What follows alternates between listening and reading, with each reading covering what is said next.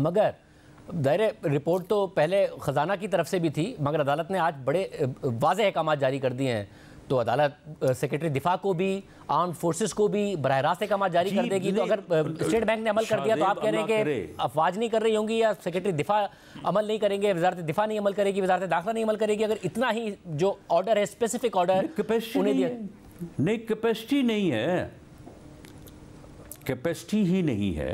तो राना साहब कैपेसिटी तो फिर बाद में भी नहीं होगी। ये काम करके आप राह हमवार कर रहे हैं एक प्रोलॉन्ग्ड केयर टेकर सेटअप की। अगस्त के बाद आप भी बाहर होंगे, इमरान खान साहब भी बाहर होंगे, और फिर दोनों बाहर मिलके क्या ये जद्दोजहद कर रहे होंगे कि इलेक्शन हो जाए? क्योंकि आप ये तो आप राह हमवार कर रहे हैं कि कैपेसिटी नहीं है, फिर अक्टूबर में भी नहीं इलेक्शन हो रहे होंगे। नहीं, हम ये राह नहीं हमवार कर रहे। हम गैर आइनी, गैर जमहूरी रवैयों की जो है वो हम जो है वो रुकावट बन रहे हैं।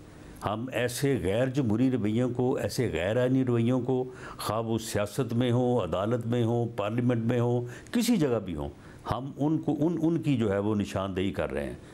बात यह है कि अगर ये सिर्फ इस तरह से हो सकता हो कि जी अदलिया ने या चीफ जस्टिस साहब ने कहा तो ये उन्होंने कुन कह दिया और हो गया, तो फिर ये बादशाह डैम जो है वो बन जाना था।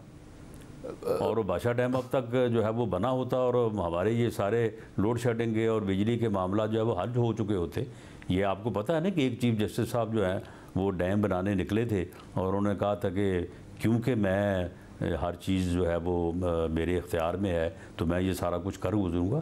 मामला ये है कि हर चीज़ जो है उसकी जो अदालत पर सवाल उठते हैं वो अपनी जगह पर उठते हैं। एक चीफ जस्टिस डैम बनाने निकले थे, एक नस्ला टावर गिराने निकले थे।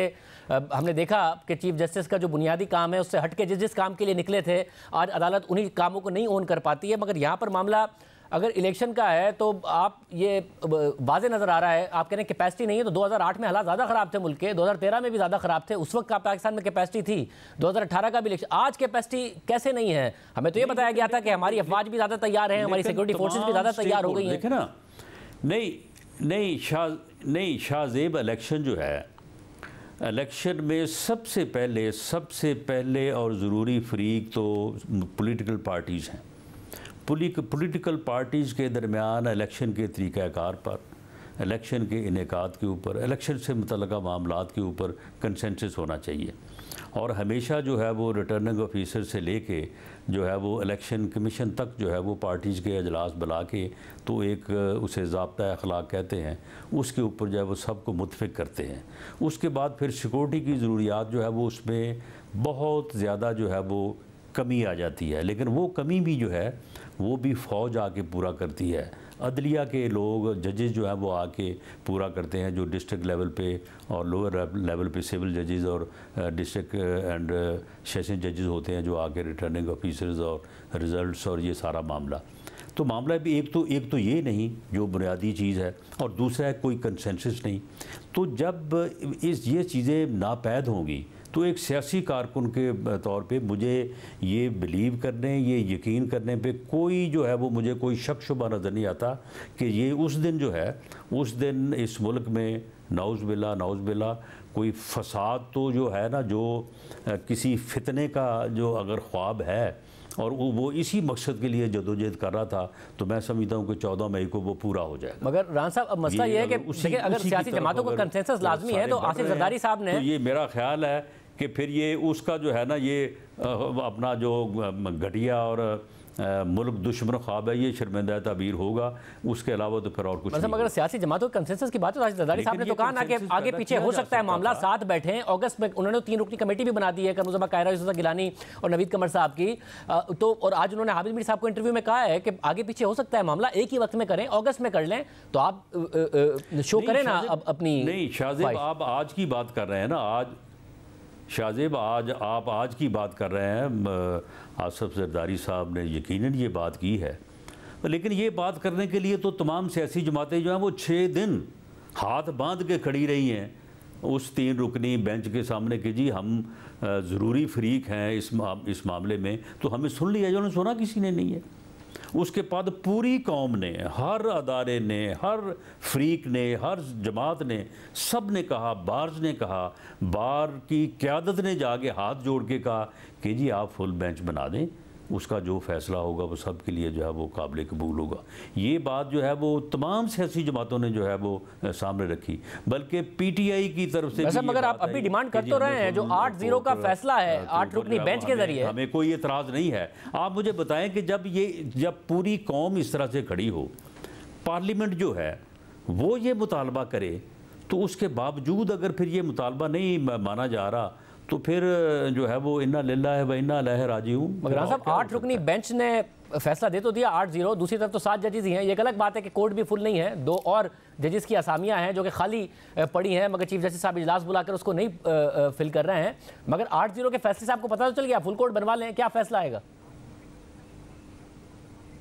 चलें ये जो बेंच बना है, आप समेत कोई बंदा जो है जो इसके ऊपर मोतरज नहीं है। क्या लोग ये नहीं कह रहे कि ये हम ख्याल बेंच है, ये यकतरफा बेंच है? तो फिर आप मुझे बताएं कि जब आला अदलिया के मगर सवाल ये है कि इस बेंच पर जरूर एतराज उठ रहे हैं, मगर अगर फुल कोर्ट बन गया, उसके फैसले को जो है वो मुस्तरद करेगी, तो फिर आप मुझे बताएं कि उसकी सेंटिटी क्या रह जाती है? मगर इस बेंच पर जरूर एतराज उठ रहे हैं, मगर 15 को मिला के भी बन गया तो 8-7 का फैसला आ गया, तो आप कैसे आप कबूल कर लेंगे कि ठीक है कबूल है हमें? तो चले आ जाता, देखें चले आ जाता ना। बात तो ये है ना, यानी ये तो हमने नहीं कहा था ना कि हम फुल कोर्ट का रेफर जो फैसला है वो इत्तफाक राय से होना चाहिए। सब ने कहा कि फुल कोर्ट बने और उसके ऊपर जो है वो फैसला होना चाहिए। अब 8 रुकनी बेंच ने जो फैसला किया है, आप मुझे बताएं कि उस बेंच की कोई उस बेंच के फैसले को कोई एक बंदा मुझे बता दें जो ला नोइंग और वो कहता हो कि ये फैसला दुरुस्त है। वैसा मगर आज आप 8 रुकनी में जो कॉन्स्टिट्यूशन रीराइट किया गया, उसमें कोई पूरी दुनिया में कोई आप मुझे दिखा दें जो ला नोइंग बंदा हो कहता हो कि जनाब ये फैसला जो है एतराज़ात उठ रहे हैं। आप मुझे बताएं कि इस किस्म के फैसले जो है इस मुल्क और कौम को ले डूबेंगे। वैसा मगर फिर आप एतराज़ करते हैं कि सीनियर जजेस को इग्नोर किया, जूनियर जजेस पर फैसला बना दिया, और आपके वज़ीर कानून माफ़ी मांगते हैं कौम से कि मुझे नहीं करना चाहिए था और उस वक्त पीडीएम हुकूमत का ये फैसला था। तो क्यों किया था, किसके दबाव पर किया था कि जूनियर जजेस, हालांकि हमने नजर आया था कि जैसे काजी फाइज ईसा हो, जैसे मंसूर अली शाह हो, दीगर जिसने पोजीशन ली थी, मगर आप लोगों ने गिवन किया ना, आप लोग माने और आज आप माफ़ी मांग रहे हैं, तो आप तो इस जुर्म में शरीक हुए ना। गिवन जो है वो वज़ीर कानून को चाहिए था कि वो जो उन्होंने बात की है उसमें थोड़ा सा और इजाफा कर देते। बाकी जो मेरे साथ उन्होंने किया है वो मैं आपके सामने रख देता हूँ कि वो चीफ़ जस्टिस साहब की जो है वो ख्वाहिश पे किया गया। चीफ़ जस्टिस साहब जो है वो इस बात पे नाराज़ थे। चीफ़ जस्टिस साहब की ये ख्वाहिश थी कि उनकी इस बात को जो है वो तस्लीम किया जाए। आखिर चीफ़ जस्टिस का एक मकाम है, उसकी एक पोजीशन है, उसकी एक हैसियत है। राणा साहब, चीफ जस्टिस तो अभी भी फैसले दे रहे हैं ना, जो आप चीफ जस्टिस तो अभी भी फैसले दे रहे हैं, अभी भी बेंच बना रहे हैं, आप नहीं मान रहे हैं। उस वक्त चीफ जस्टिस के मकाम की वजह से तो आप नहीं माने होंगे ना, कोई ना कोई गारंटी आपको भी मिली होगी आगे से, कोई गारंटीज होंगी जिसकी जो इन्वॉल्व होगी वो नहीं पूरी हुई, जिसकी वजह से अभी सारा मामला हो रहा है। नहीं सुन लें नहीं, मेरा नहीं ख्याल, मैं वज़ीर कानून को भी और वज़ीर आज़म को भी मैं करीब से जानता हूँ। मेरा नहीं ख्याल कि उन्होंने कोई गारंटी से बात की होगी या उन्होंने कोई ले दे के असूल के ऊपर जो है वो बात की होगी।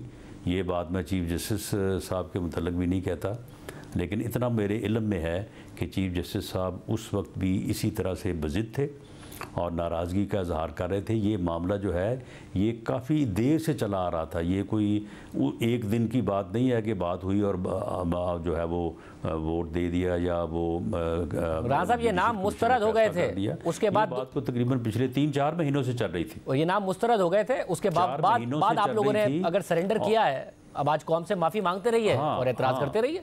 हाँ, ऐसे बिल्कुल ऐसे ही हुआ है।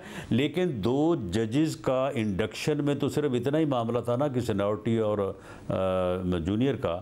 लेकिन ये फैसला जो है, ये फैसला जिस तरह से हमने ये सारी बात आपने सवाल किए और मैंने जो अर्ज़ किया है, ये फैसला तो ऐसा नहीं है कि इसके ऊपर जो है वो किसी तरह का जो है वो गिव अप किया जाए।